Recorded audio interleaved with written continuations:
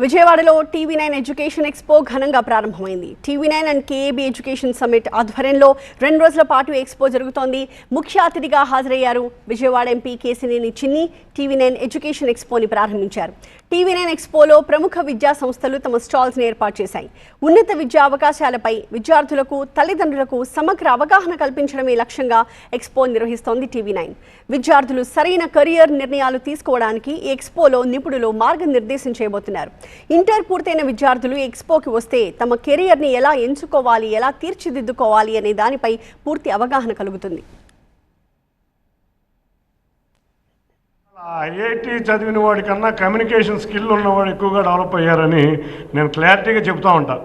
మా విద్యార్థుల్లో కమ్యూనికేషన్ స్కిల్ని అభివృద్ధి చేసే విధంగా మీరు కాలేజీల్లో కూడా కోర్సు కంపల్సరీ మీరు పెట్టాలని కోరుతున్నాం. ఎందుకంటే ఆ కమ్యూనికేషన్ స్కిల్ వచ్చినాక ఎక్కడైనా బతికేస్తారండి. ఇవాళ కమ్యూనికేషన్ స్కిల్ వచ్చిన వాడే ఇవాళ నిజమైన ఇంటలెక్చువల్.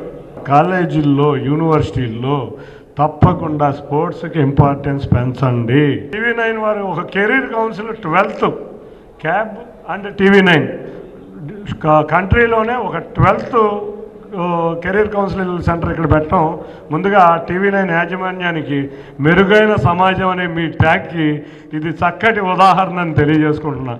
తప్పకుండా రాబోయే కాలంలో ఇటువంటి ఎన్నో కార్యక్రమాలు చేయాలి. మొన్న కూడా